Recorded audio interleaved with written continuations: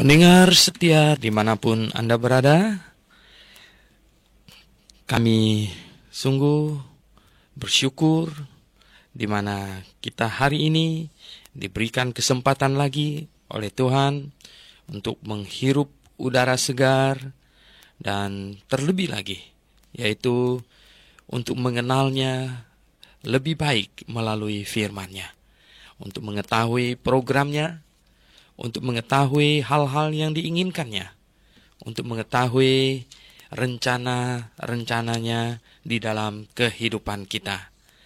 Pendengar yang kami kasihi di dalam Yesus Kristus, engkau tetap bersama dengan saya Dr. Suhento Liau dalam program Through the Bible, dari Injil Matius hingga Kitab Wahyu. Satu hari, satu pasal. Dan hari ini kita akan membahas Injil Matius, pasal yang ke-11. Injil Matius, pasal yang ke-11. Sebelum kita membacanya, mari kita berdoa sejenak. Bapa di sorga, kami mengucap syukur atas kasih karunia-Mu yang amat besar yang kami nikmati dalam hidup ini. Keselamatan jiwa kami, bahkan Tuhan, tuntunan-Mu dalam tiap-tiap hari hidup kami. Kiranya Tuhan di dalam kami mempelajari firman-Mu, Roh Kudus menuntun kami, memberkati akal budi kami, agar kami dapat mempelajari firman-Mu dengan baik, memahaminya sesuai dengan apa yang Kau maksudkan. Kami berdoa dalam nama Tuhan Yesus Kristus. Amin. Oke, pendengar yang kami kasihi di dalam Yesus Kristus, kita akan membaca dari pasal 11, ayat 2, pasal 11 ayat 2 hingga ayat yang ke-19 terlebih dahulu. Silakan. Ayat 2, di dalam penjara Yohanes mendengar tentang pekerjaan Kristus, lalu menyuruh murid-muridnya bertanya kepadanya, "Engkaukah yang akan datang itu, atau haruskah kami menantikan orang lain?" Yesus menjawab mereka, "Pergilah dan katakanlah kepada Yohanes apa yang kamu dengar dan kamu lihat. Orang buta melihat, orang lumpuh berjalan, orang kusta menjadi tahir, orang tuli mendengar, orang mati dibangkitkan, dan kepada orang miskin diberitakan kabar baik. Dan berbahagialah orang yang tidak menjadi kecewa dan menolak aku." Setelah murid-murid Yohanes pergi, mulailah Yesus berbicara kepada orang banyak itu tentang Yohanes. "Untuk apakah kamu pergi ke padang gurun, melihat bulu yang digoyangkan angin kian kemari? Atau untuk apakah kamu pergi melihat orang yang berpakaian halus? Orang yang berpakaian halus itu tempatnya di istana raja. Jadi untuk apakah kamu pergi melihat nabi? Benar, dan aku berkata kepadamu, bahkan lebih daripada nabi. Karena tentang dia ada tertulis, 'Lihatlah, aku menyuruh utusanku mendahului engkau. Ia akan mempersiapkan jalanmu di hadapanmu.' Aku berkata kepadamu, sesungguhnya di antara mereka yang dilahirkan oleh perempuan, tidak pernah tampil seorang yang lebih besar daripada Yohanes Pembaptis. Namun yang terkecil dari dalam kerajaan sorga lebih besar daripadanya. Sejak tampilnya Yohanes Pembaptis hingga sekarang, kerajaan sorga diserong dan orang yang menyerongnya mencoba menguasainya, sebab semua nabi dan kitab Taurat bernubuat hingga tampilnya Yohanes. Dan jika kamu mau menerimanya, ialah Elia yang akan datang itu. Siapa bertelinga, hendaklah ia mendengar. Dengan apakah akan kuumpamakan angkatan ini? Mereka itu seumpama anak-anak yang duduk di pasar dan berseru kepada teman-temannya, 'Kami meniup seluling bagimu, tetapi kamu tidak menari. Kami menyanyikan kidung duka, tetapi kamu tidak berkabung. Karena Yohanes datang, ia tidak makan dan tidak minum, dan mereka berkata, ia kerasukan setan. Kemudian anak manusia datang, ia makan dan minum, dan mereka berkata, lihatlah, ia seorang pelahap dan peminum, sahabat pemungut cukai dan orang berdosa. Tetapi hikmat Allah dibenarkan oleh perbuatannya." Oke, pendengar yang saya kasih dalam Yesus Kristus, di dalam penjara katanya, Yohanes mendengar tentang pekerjaan Kristus. Yohanes sudah ditangkap oleh Herodes karena dia terlalu benar. karena dia keras, ya. Hanya orang yang terlalu benarlah yang akan dicap keras, ya. Banyak orang tidak suka pengajaran yang benar. Banyak orang tidak tahan dengan pengajaran yang keras. Banyak orang mau yang agak kompromi sedikit. Ya, model seperti Yohanes Pembaptis ini terlalu keras. Karena dia tidak mau kompromi sedikit pun. Ya. Dia saklek dengan kebenaran. Oleh sebab itu, pendengar yang saya kasih dalam Yesus Kristus, Yohanes Pembaptis ditangkap oleh Herodes karena dia menegur dosa, karena dia terlalu berani. Dia menegur Herodias, itu istri saudaranya, diambil oleh Herodes. Antipas ini, itu istrinya Herodes Filipus, ya, diambil. Dan Yohanes Pembaptis menegurnya, dan dia sangat tersinggung. Tentu Herodes yang sebagai raja sangat tersinggung. Kamu khotbah menentang rakyat kecil, saya akan tepuk tangan. Tapi kalau kamu khotbah menentang saya, kamu bisa gawat. Ya. Oleh sebab itu dia ditangkap dan dipenjarakan. Nah, Yohanes di dalam penjara mendengar tentang segala yang dikerjakan oleh Tuhan Yesus. Sehingga dia berpikir, apakah saatnya sudah tiba untuk dia pergi ke sorga? Atau dia masih perlu menunggu orang lain lagi? Karena Yohanes Pembaptis sangat tahu bahwa tugas kedatangannya adalah untuk membuka jalan bagi Sang Juru Selamat, Mesias, Allah yang Maha Tinggi, yang menjadi manusia.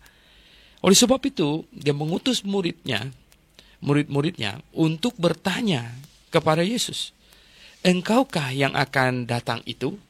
Atau haruskah kami menantikan orang lain?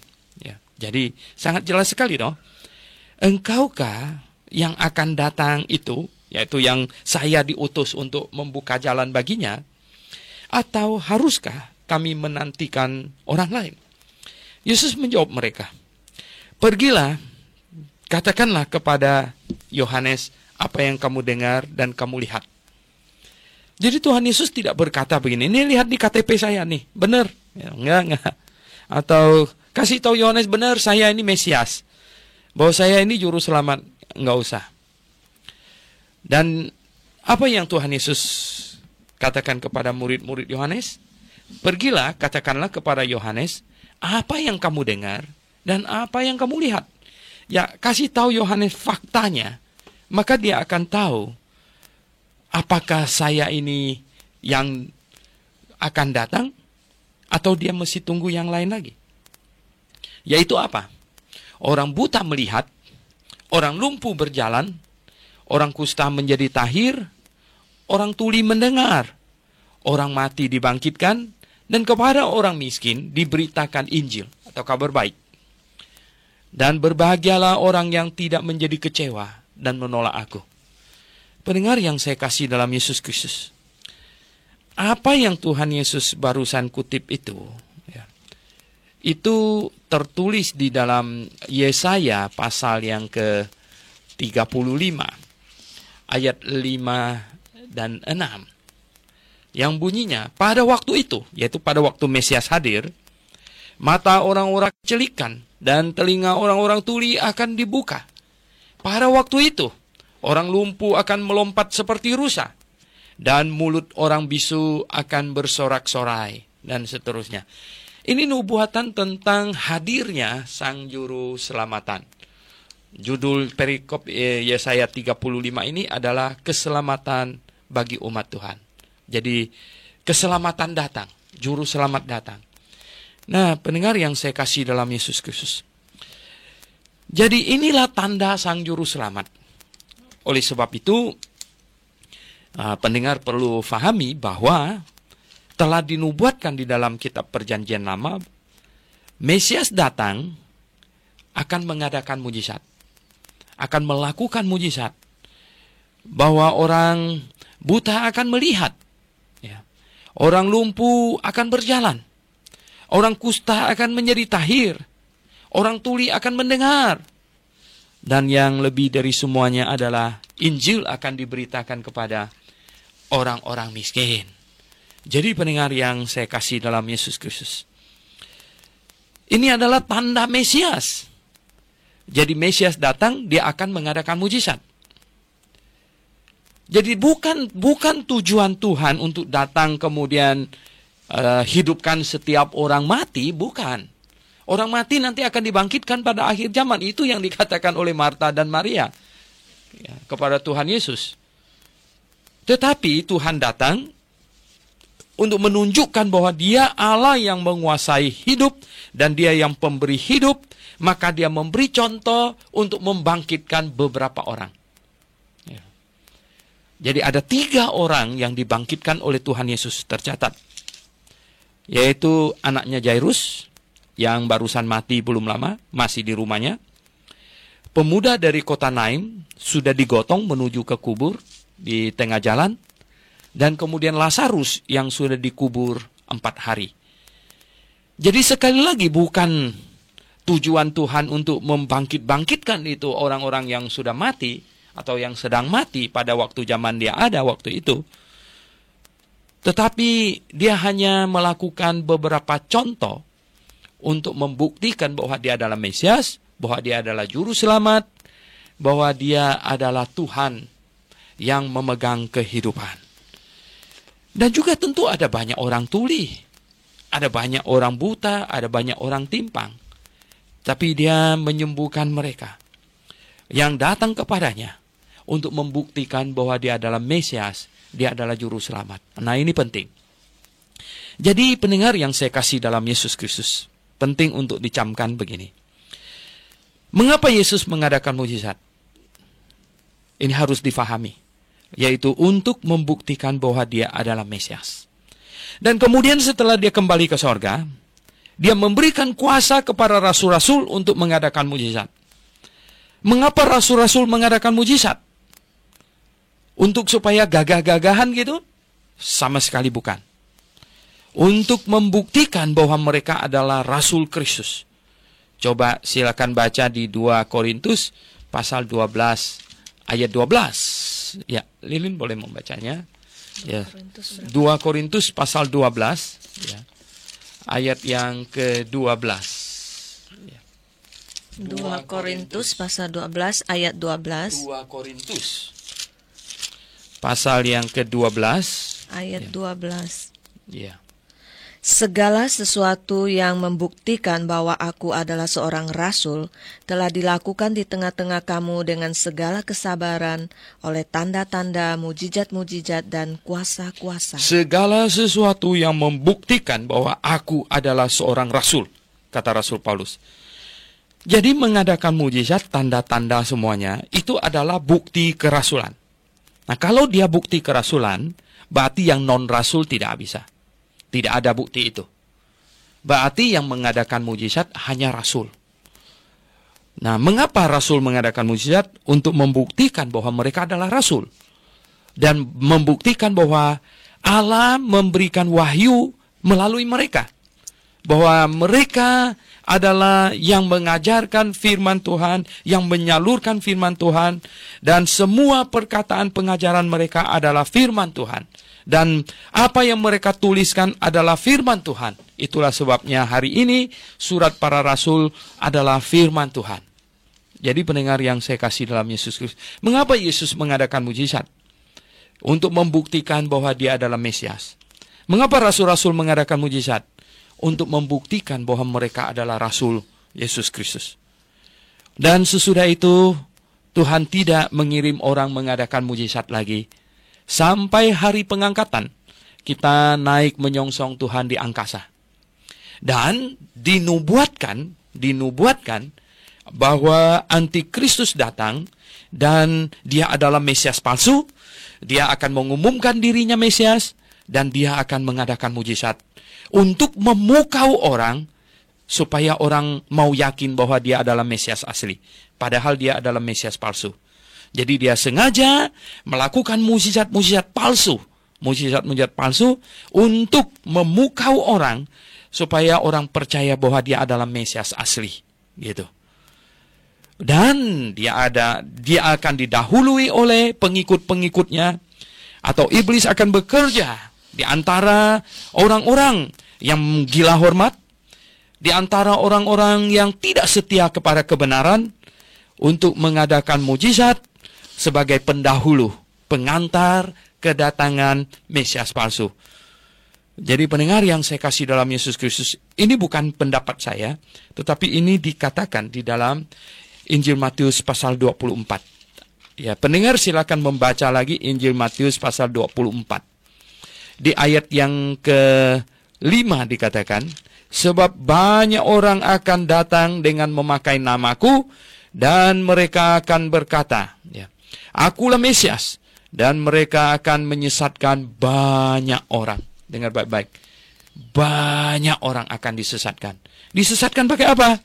Di ayat yang ke-23. Pada waktu itu jika orang berkata kepadamu, lihat, Mesias ada di sini, atau Mesias ada di sana, jangan kamu percaya. Sebab Mesias-Mesias palsu dan nabi-nabi palsu akan muncul, dan mereka akan mengadakan tanda-tanda yang dahsyat dan mujizat-mujizat, sehingga sekiranya mungkin mereka menyesatkan orang-orang pilihan juga. Jadi ini sudah dinubuatkan. Jadi pendengar yang saya kasih dalam Yesus Kristus, sekali lagi saya ingin pendengar memahami kebenaran ini dengan sebaik-baiknya, yaitu bahwa Yesus Kristus datang, dia adalah Mesias. Bukti kemesiasannya adalah dia melakukan mujizat. Karena dinubuatkan di dalam kitab Yesaya bahwa Mesias hadir, dia akan mengadakan mujizat. Oleh sebab itulah Yesus melakukan mujizat untuk membuktikan bahwa dirinya adalah Mesias. Dan juga rasul-rasul mengadakan mujizat karena Tuhan memberikan mereka kuasa untuk melakukan mujizat, ya karena untuk membuktikan mereka adalah rasul Kristus. Itu tanda kerasulan mereka. Dan Tuhan menubuatkan bahwa pada akhir zaman mendekati kedatangannya, maka akan muncul Mesias-Mesias palsu. Mereka akan mengklaim dirinya Mesias asli, dan mereka akan memukau banyak orang, menyesatkan banyak orang. Metode yang dipakai adalah melalui mujizat. Ya, karena mujizat sangat efektif untuk menarik orang. Dan pasti akan didahului oleh nabi-nabinya atau pengkhotbah-pengkhotbahnya, ya. Didahului oleh pengikut-pengikutnya yang ya untuk membuka jalan baginya dengan mengadakan mujizat-mujizat terlebih dahulu. Jadi pendengar yang saya kasih dalam Yesus Kristus, sesungguhnya keinginan Tuhan pada kita zaman sekarang ini adalah mempelajari firman-Nya yang sudah diberikannya kepada kita, yaitu kedua bagian kitab, Perjanjian Lama dan Perjanjian Baru. Dan Tuhan mau hidup kita berpatokan kepada Alkitab, hanya pada Alkitab, dan berdiri di atas kebenaran Alkitab. Ya. Bukan back to the Bible, tapi berdiri teguh di atas Bible. Ya, standing strong on the Bible. Kalau hari ini mau back to the Bible, besok mau back to the Bible lagi, berarti hari ini belum back. Ya. Besok-besoknya lagi mau back to the Bible lagi, nggak pernah nyampe. Ya. Jadi pendengar yang saya kasih dalam Yesus Kristus, tapi kita standing strong on the Bible. Berdiri teguh di atas Alkitab.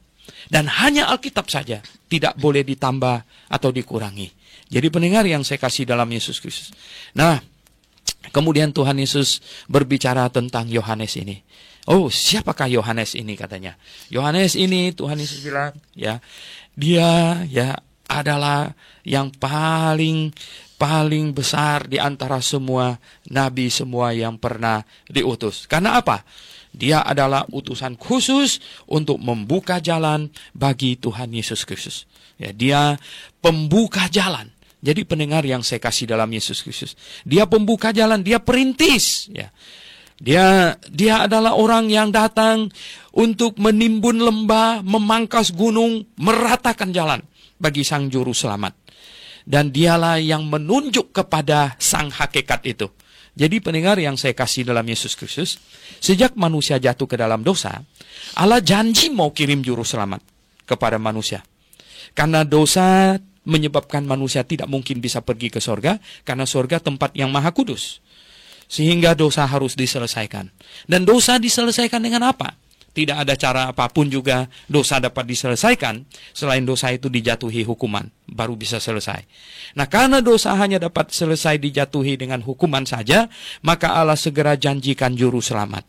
Sebelum juru selamat yang dijanjikan tiba, Allah suruh manusia melakukan ibadah simbolik yang menggambarkannya, yaitu bawa seekor domba taruh di atas mezbah, kemudian sambil mengaku salah dan percaya pada janji Allah itu, domba itu disembelih. Jadi demikianlah Adam dan Hawa mengajar kepada anak cucunya sampai Habel melakukannya dengan benar.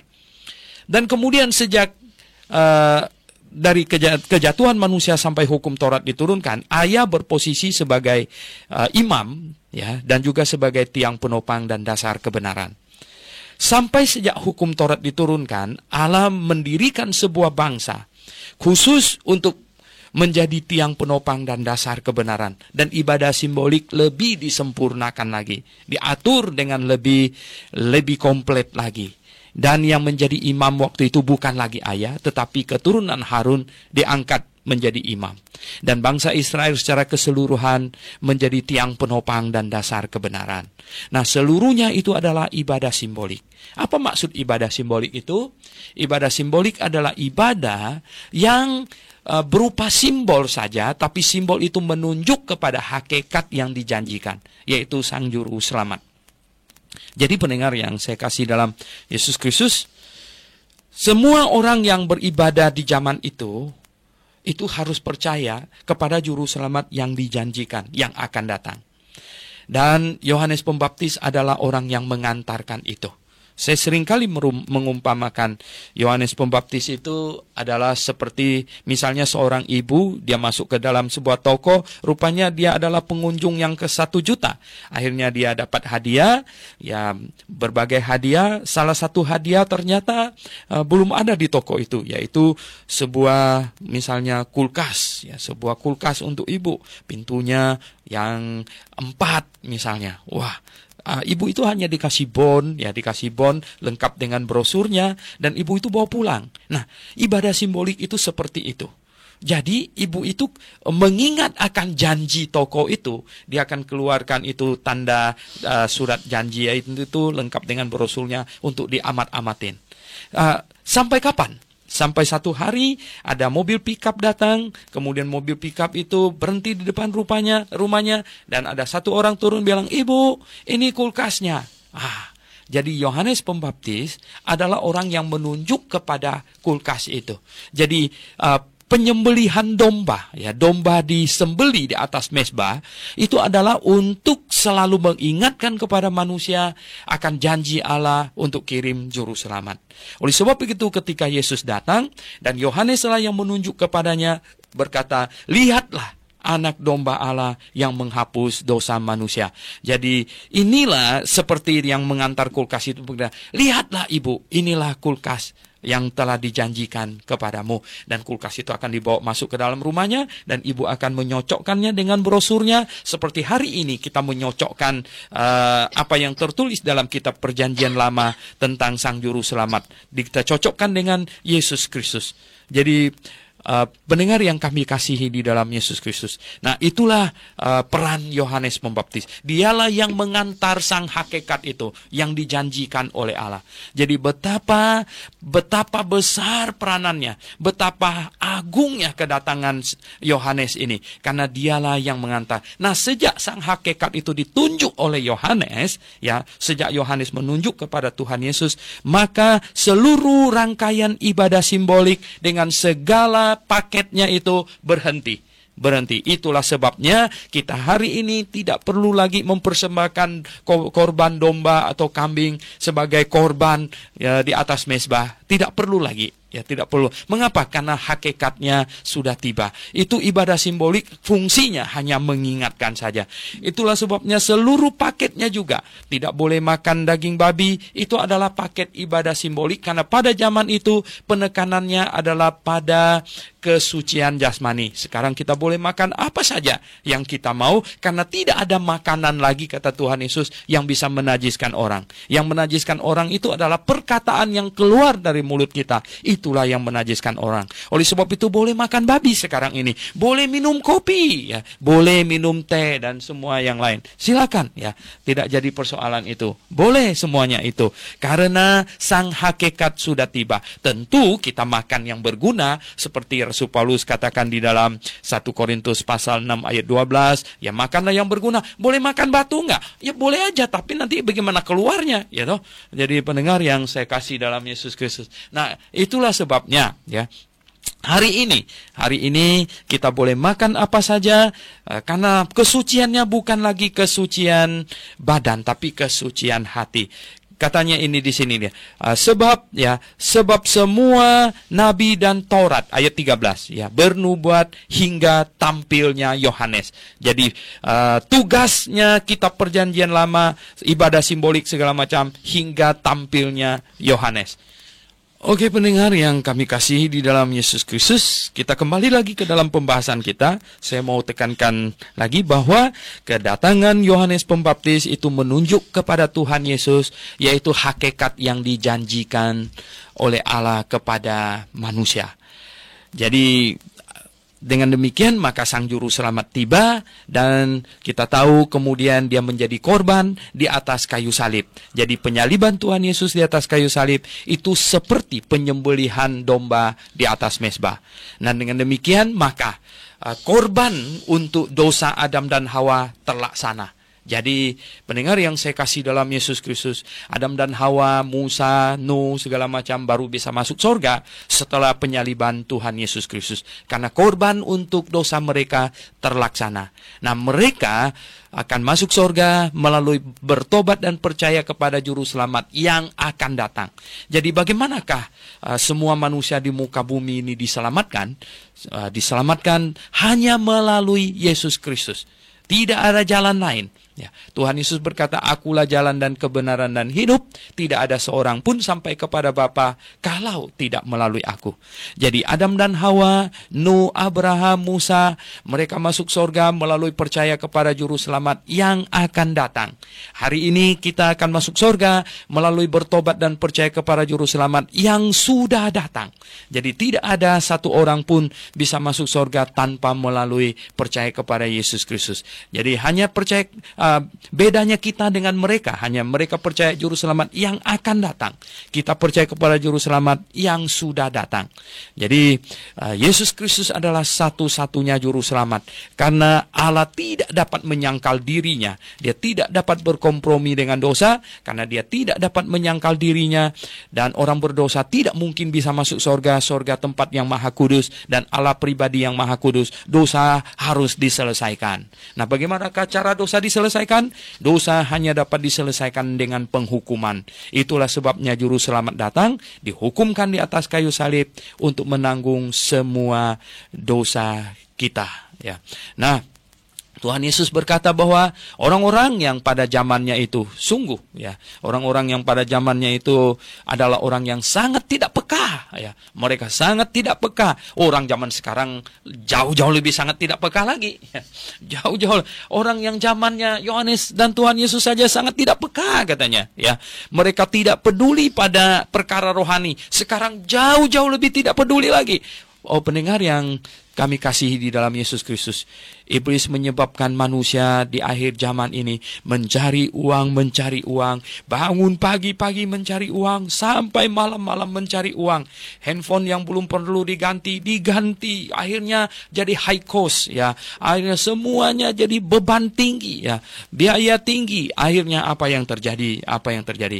Tidak ada waktu tersisa sedikit pun untuk Tuhan.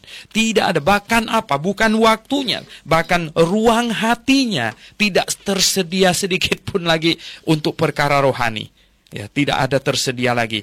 Oh, pendengar yang saya kasih dalam Yesus Kristus. Kalau waktu pada zaman Tuhan Yesus dan Yohanes saja, dia berkata orang zaman itu sangat tidak peka. Ya, katanya apa? Dengan apakah aku akan meumpamakan angkatan ini? Mereka seumpama anak-anak yang duduk di pasar yang berseru kepada teman-temannya. Hei, katanya, kami meniup seruling bagimu, tetapi kamu tidak menari. Kami menyanyikan kidung duka, tetapi kamu tidak berkabung. Kok ini diam aja. Kenapa diam aja? Oh, pendengar yang saya kasih dalam Yesus Kristus. Mengapa ya manusia tidak tertarik pada perkara rohani, tidak ada rasa ingin tahu tentang hal-hal sesudah mati nanti saya bagaimana? Oh, kalau tidak ada rasa ingin tahu yang demikian, kita sulit untuk menyelamatkan orang demikian. Oke, pendengar yang saya kasih dalam Yesus Kristus ya. Karena Yohanes datang katanya apa? Dia tidak makan, tidak minum ya, karena dia katanya makan belalang dan minum madu hutan ya. Maka mereka bilang apa? Wah, ini kerasukan setan katanya. Kemudian katanya anak manusia datang. Tuhan Yesus maksudnya anak manusia. Ya makan dan minum. Makan sama-sama pungut cukai. Minum sama-sama. Lalu mereka bilang, lihatlah nih seorang pelahap dan peminum. Katanya. Sahabat pemungut cukai dan orang berdosa. Untung ada kalimat yang penghabisan ini, tetapi hikmat Allah dibenarkan oleh perbuatannya ya. Perbuatan Tuhan Yesus ya adalah hikmat. Mau salah makan dan minum, dia hidup normal seperti manusia yang lain. Jadi pendengar yang saya kasih dalam Yesus Kristus, orang tidak peka ya. Manusia di muka bumi ini, hati mereka dicondongkan untuk perkara yang justru tidak penting, yang tidak utama. Dan mereka mengabaikannya, mereka tidak menyisakannya untuk perkara justru sesungguhnya yang paling utama. Oke, pendengar yang saya kasih dalam Yesus Kristus, coba kita akan membaca lagi dari ayat 20 hingga ayat yang ke-30. Ya, silakan. Ayat 20, lalu Yesus mulai mengecam kota-kota yang tidak bertobat, sekalipun di situ ia paling banyak melakukan mujizat-mujizatnya. Celaka engkau Korazim, celakalah engkau Betsaida. Karena jika di Tirus dan di Sidon terjadi mujizat-mujizat yang telah terjadi di tengah-tengah kamu, sudah lama mereka bertobat dan berkabung. Tetapi aku berkata kepadamu, pada hari penghakiman, tanggungan Tirus dan Sidon akan lebih ringan daripada tanggunganmu. Dan engkau Kapernaum, apakah engkau akan dinaikkan sampai ke langit? Tidak. Engkau akan diturunkan sampai ke dunia orang mati. Karena jika di Sodom terjadi mujizat-mujizat yang telah terjadi di tengah-tengah kamu, kota itu tentu masih berdiri sampai hari ini. Tetapi aku berkata kepadamu, pada hari penghakiman, tanggungan negeri Sodom akan lebih ringan daripada tanggunganmu. Pada waktu itu berkatalah Yesus, aku bersyukur kepadamu, Bapa, Tuhan langit dan bumi, karena semuanya itu engkau sembunyikan bagi orang bijak dan orang pandai, tetapi engkau nyatakan kepada orang kecil. Ya Bapa, itulah yang berkenan kepadamu. Semua telah diserahkan kepadaku oleh Bapakku, dan tidak seorang pun mengenal anak selain Bapa, dan tidak seorang pun mengenal Bapa selain anak, dan orang yang kepadanya anak itu berkenan menyatakannya. Marilah kepadaku semua yang letih lesu dan berbeban berat, aku akan memberi kelegaan kepadamu. Pikulah kuk yang kutanggung, yang kupasang, dan belajarlah padaku, karena aku lemah lembut dan rendah hati, dan jiwamu akan mendapat ketenangan, sebab kuk yang kupasang itu enak, dan bebanku pun ringan. Oke, pendengar yang kami kasih di dalam Yesus Kristus, Tuhan Yesus setelah dia mengatakan bahwa orang zaman itu tidak peka, tidak tertarik pada hal-hal yang bersifat rohani, ya, tidak sungguh-sungguh mencari kebenaran, ya seperti banyak orang pada zaman sekarang ini, bahkan orang Kristen pun pergi ke gereja asal-asalan. Mereka tidak berusaha untuk mencari tahu apakah gerejanya sudah sungguh-sungguh mengajarkan yang benar atau tidak. Pokoknya asal hadir saja. Bahkan hamba-hamba Tuhan, mereka menyampaikan firman Tuhan untuk sekedar bisa menyambung hidup, bisa sebagai suatu pekerjaan supaya bisa tetap hidup, dapat persembahan. Mereka tidak peduli apa yang disampaikan itu sungguh benar atau tidak. Ya, ini tanda seperti ini anak-anak di pasar itu ya, yang ditiupkan seruling baginya, dia tidak menari, dinyanyikan kidung duka, dia tidak menangis. Kita berseru-seru bahwa pengajaran itu salah, mereka tidak bergeming, bahkan reaksinya negatif, malah marah sama orang yang mengingatkan bahwa ajaran itu salah, misalnya sesat. Oh, pendengar yang saya kasih dalam Yesus Kristus. Oleh sebab itu, Tuhan kemudian marah kepada apa? Kepada dia mengutuk, dia bilang itu, Korasim, ya, Korasim katanya ya. Celakalah engkau Korasim, celakalah engkau Betsaida, ya. Karena jika di Tirus dan di Sidon terjadi mujizat-mujizat yang telah terjadi di tengah-tengah kamu. Oh, pendengar yang saya kasih dalam Yesus Kristus, begini, ya. Kehadiran Tuhan di Yerusalem, ya. Tuhan memilih bangsa Yahudi sebagai tiang penopang dan dasar kebenaran untuk memancarkan kebenaran ke seluruh muka bumi, ya, untuk memancarkan kebenaran ke seluruh muka bumi. Oleh sebab itu, siapapun juga orang Yahudi, ya, tentu bangsa lain juga, kalau mereka mau menyembah kepada Allah yang benar pada zaman sebelum Yesus datang dan mereka mau berdoa, mereka harus menghadap ke Yerusalem. Mengapa? Karena Allah janji kebenaran akan dipancarkan dari Yerusalem. Kebenaran akan dipancarkan. Jadi mereka berdoa harus hadap Yerusalem. Kiblatnya itu ke Yerusalem. Nah, hari ini kita tidak perlu kiblat kemana-mana. Mengapa? Karena kita masuk ke dalam ibadah hakikat. Kita menyembah Tuhan dengan hati, bukan dengan badan. Nah, kiblat itu pada waktu itu tujuannya adalah untuk mengingatkan kebenaran akan dipancarkan dari Yerusalem. Dan di situ berdiri bait Allah. Nah, pendengar yang saya kasih dalam Yesus Kristus, karena kebenaran akan dipancarkan dari Yerusalem, maka kota manapun yang paling dekat dengan pancaran sinar itu, dia mendapat sinar yang paling banyak. Ya toh, pasti itu. Nah, kalau Anda taruh sebuah lampu di tengah ruangan, yang paling mendapat sinarnya adalah yang paling dekat dengan lampu itu. Nah, tetapi ya, yang paling dapat sinar ini, dia tentu harus bertanggung jawab, katanya. Nah, katanya apa? Jikalau engkau tidak bertobat, katanya ya. Lihat, tanggungan katanya ya. Si Tirus dan Sidon itu tanggungannya akan jauh lebih ringan pada waktu penghakiman nanti. Nah, pendengar yang saya kasih dalam Yesus Kristus, di sini mengajarkan satu kebenaran bahwa masuk neraka, semua orang yang masuk ke neraka itu bukan dihukumannya itu sama semuanya, bukan. Tapi ada tanggungannya yang lebih berat, ada tanggungan yang lebih ringan. Ya jelas, misalnya seorang ibu-ibu yang tidak percaya kepada Yesus Kristus, kemudian dia masuk neraka, ya, dan tanggungannya jauh lebih ringan daripada tanggungan Hitler tentu. Ya. Hitler akan dihukum jauh lebih berat, ya, karena dia melakukan ya dosa yang sangat besar. Jadi di neraka orang dihukum sesuai dengan tingkat kesalahannya, perbuatannya, dan juga tentu dibandingkan dengan terang yang mereka terima. Ya, terang yang mereka terima. Apakah mereka menerima terang yang sangat besar tetapi tidak mau bertobat? Oh, itu tanggungannya akan jauh lebih berat lagi. Jadi pendengar yang saya kasih dalam Yesus Kristus, ya.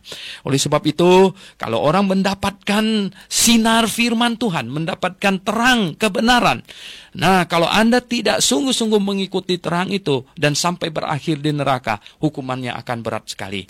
Dan apakah yang naik ke surga itu akan mendapat kondisi hadiah yang sama? Oh, tidak. Yang masuk surga akan juga mendapat kemuliaan yang berbeda-beda. Itu dikatakan di dalam Injil Matius pasal yang ke-5. Injil Matius pasal yang ke-5, ya, ayat yang ke-19.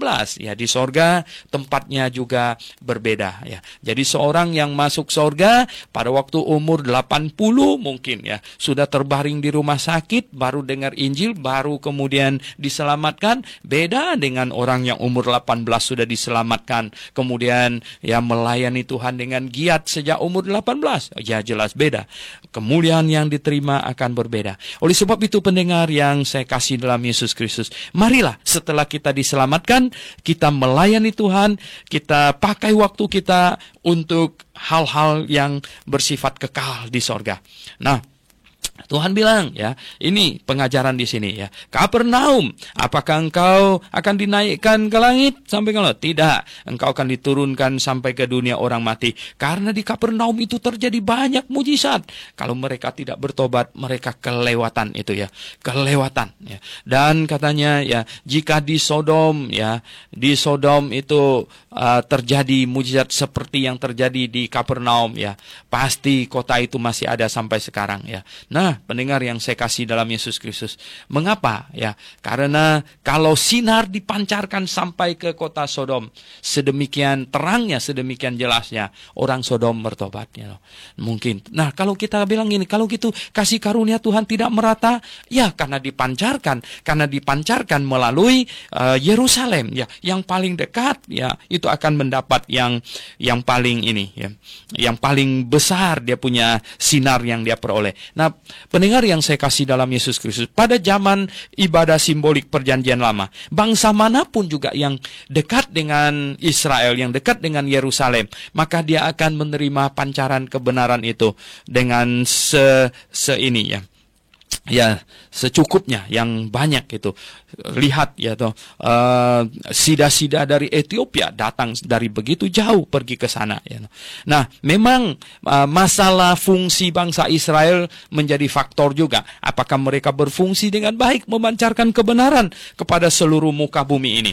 Nah, sekarang ini tugas memancarkan kebenaran ini bukan lagi bangsa Israel. Sejak Yohanes Pembaptis tampil, maka menunjuk kepada sang hakikat Tuhan Yesus melalui Yohanes Pembaptis yang pertama membentuk jemaat, yaitu murid-murid yang percaya kepada pemberitaan Injilnya, kemudian menyerahkan diri dibaptis, maka berdirilah satu jemaat yang ikut Yohanes. Kemudian jemaat itu dialihkan, digembalakan oleh Tuhan Yesus, dan kemudian Tuhan Yesus menyerahkan domba-dombanya kepada Petrus, ya, yang menggembalakan. Nah, jemaat lokal inilah sekarang adalah institusi yang Tuhan dirikan, adalah satu agen yang Tuhan pakai untuk memancarkan kebenaran supaya bisa merata ke seluruh muka bumi.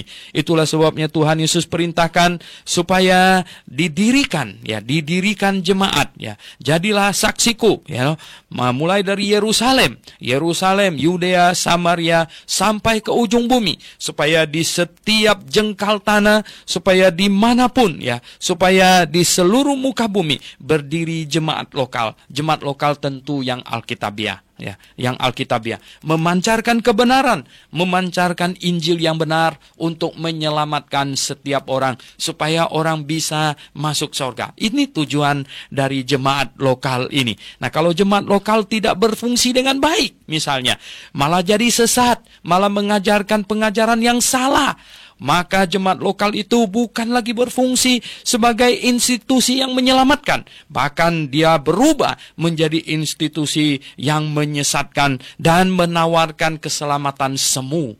Jadi pendengar yang saya kasih dalam Yesus Kristus, sebuah jemaat lokal harus sangat-sangat perhatian atas pengajaran yang dia sampaikan. Jangan sampai dia berubah dari sebenarnya sebuah institusi yang menyelamatkan menjadi yang menyesatkan.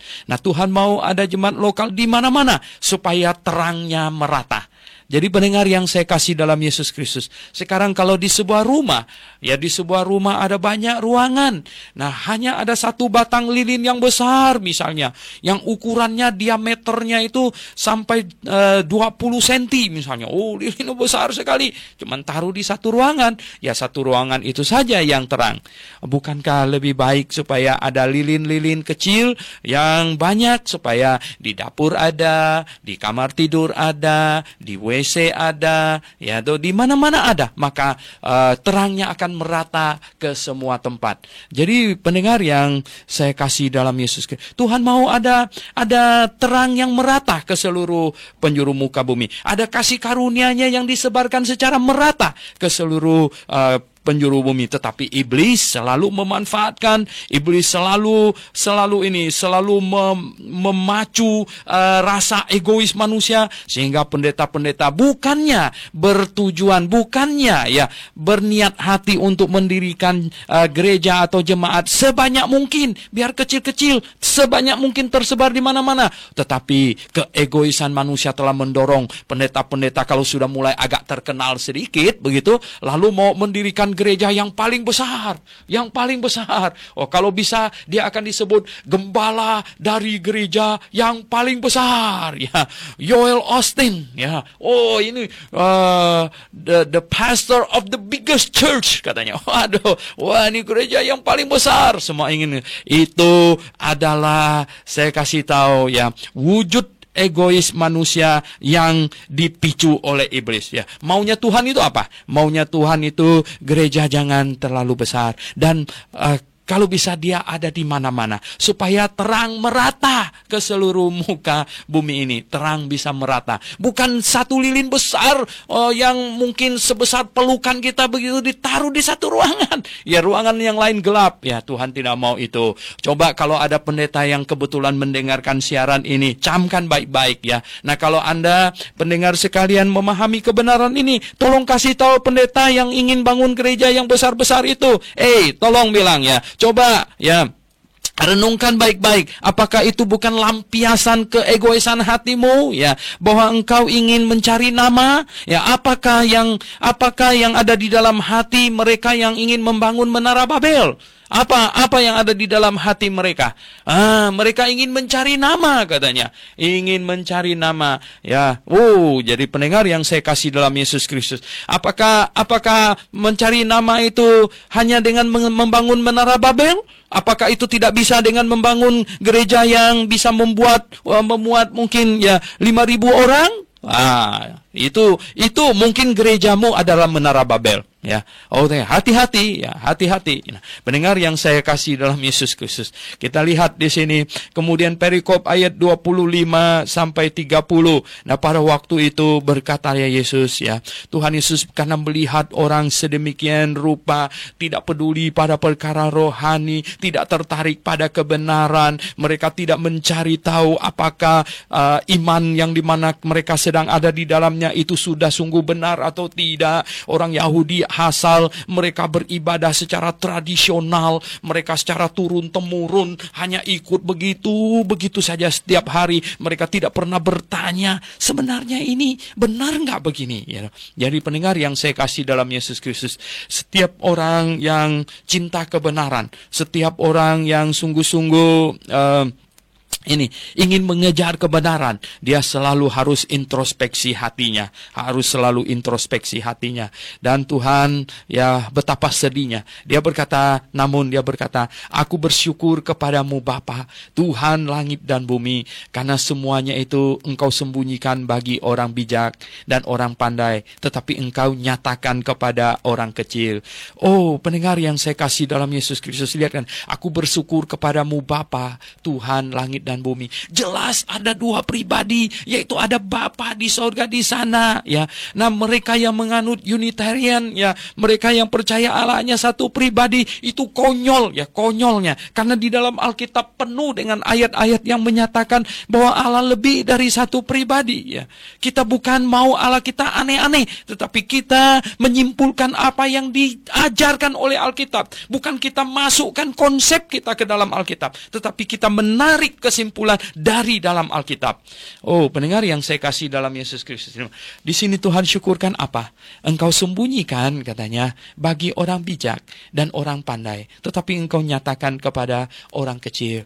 Ya, kalau begitu kita jadi orang kecil aja ya pendengar sekalian ya. Jangan jadi orang bijak dan pandai. Nanti Tuhan sembunyikan itu dari kita, ya. Sembunyikan bagi kita, celakalah kita, ya toh. Oleh sebab itu janganlah menganggap dirimu pandai dan bijak. Nanti Tuhan sembunyikan kebenarannya darimu, engkau celaka. Lebih baik kita jadi orang kecil saja, biar jadi orang kecil dan Tuhan akan menyatakannya katanya. Dan engkau nyatakan kepada orang kecil. Jadi kita jadi orang kecil saja, Tuhan nyatakan kepada kita. Ya Bapa, itulah yang berkenan kepadamu katanya. Semua telah diserahkan kepadaku oleh Bapakku katanya. Dan tidak seorang pun mengenal anak selain Bapa. Ya betul. Dan tidak ada seorang pun mengenal Bapa selain anak. Ya. Nah, karena mereka adalah Allah Tritunggal, ya, adalah pribadi Allah di dalam kekekalan. Sebelum menciptakan malaikat, sebelum menciptakan manusia, Allah Tritunggal. Kalau Allah satu pribadi, sebelum menciptakan segala-galanya, malaikat dan sebagainya, Allah bicara dengan siapa, dia mengasihi siapa. Tetapi di dalam kekekalan pas, ya, tiga pribadi saling mengasihi, Allah Tritunggal. Dan tidak ada yang mengenal Bapa selain anak juga. Dan Ada dan lagi. Dan orang yang kepadanya anak itu berkenan menyatakannya. Luar biasa. Jadi orang yang bisa mengenal Bapa dengan baik adalah orang yang anak itu berkenan menyatakannya. Yang kita hari ini bisa mengenal Bapa, mengenal Allah yang benar melalui apa yang dinyatakan oleh Tuhan Yesus. Dan kemudian ayat 28, ini ayat yang paling tidak disukai oleh kaum Calvinis, ya. Karena apa? Ayat ini berkata, marilah kepadaku semua yang letih lesu dan berbeban berat, aku akan memberi kelegaan kepadamu, katanya. Ya, Tuhan memanggil orang datang kepadanya. Sementara John Calvin menyimpulkan total depravity, katanya orang tidak bisa datang kepada Tuhan. Ya, bagaimana ya Tuhan panggil orang yang tidak bisa datang kepadanya? Maaf kasar kata kok Tuhan begitu. Kalau orang kalau bahasa sehari-hari, kalau orang bilang, masa misalnya kamu panggil orang yang kamu tahu dia nggak bisa datang, orang mati dipanggil-panggil gitu ya, mati dipanggil-panggil, dia bilang gobloknya bukan main, sudah tahu dia mati dipanggil-panggil lagi gitu ya. Nah itu tidak, Tuhan memanggil manusia karena Tuhan tahu manusia sekalipun jatuh ke dalam dosa, manusia masih mempunyai ini hati nuraninya masih bisa menimbang, akal budinya masih jalan. Mengapa? Karena di dalam kitab Kejadian pasal 3, dalam kitab Kejadian pasal 3, orang yang jatuh ke dalam dosa malah dikatakan demikian, ya, di ayat yang ke-20, ayat yang ke-22, berfirmanlah Tuhan Allah, sesungguhnya manusia itu telah menjadi seperti salah satu dari kita, tahu tentang yang baik dan yang jahat. Maka sekarang jangan sampai ia mengulurkan tangannya dan mengambil pula dari buah pohon kehidupan itu dan memakannya sehingga ia hidup untuk selama. Jadi manusia setelah jatuh ke dalam dosa, apakah total depravity itu artinya dia lalu kayak mayat begitu, tidak bisa dengar Injil segala macam? Oh tidak, ya, tidak demikian. Ya, malah tahu tentang yang baik dan yang jahat. Malah Allah berkata sudah sama seperti kita, katanya. Jadi pendengar yang saya kasih dalam Tuhan Yesus, oleh sebab itu Tuhan memanggil, mari datang. Tuhan panggil dengan apa? Panggil dengan berita Injil. Panggil dengan berita Injil. Nah, seperti sekarang ini, saya sedang memanggil Anda melalui firman Tuhan. Ya. Ayat yang ke-29 dan 30, Tuhan berkata, pikulah kuk yang kupasang dan belajarlah padaku, karena aku lemah lembut dan rendah hati, dan jiwamu akan mendapat ketenangan. Datang kepada Tuhan, dan percaya kepadanya, dan mendengarkan suaranya, dan belajar kepadanya, dan kita akan mendapatkan ketenangan. Jiwamu akan mendapatkan ketenangan. Sebab kuk yang kupasang itu enak dan bebanku pun ringan. Karena Allah penuh kasih. Dia adalah Tuhan Raja Damai. Dia akan memberikan ketenangan, kedamaian kepada hati setiap orang yang datang kepadanya, dan dia akan memberikan kelegaan yang bersifat kekal. Setelah kita melewati hal-hal di dunia ini, kita datang, kita sampai kepadanya, menikmati kekekalan, kedamaian yang selama-lamanya. Oke, pendengar yang saya kasih dalam Yesus Kristus, mari kita berdoa. Bapa di sorga, puji hormat kami naikkan kepadamu. Engkau adalah Allah yang hidup, dan Tuhan Yesus Juru Selamat kami.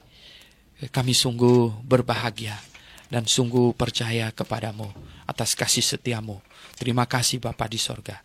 Dalam nama Tuhan Yesus Kristus kami berdoa. Amin.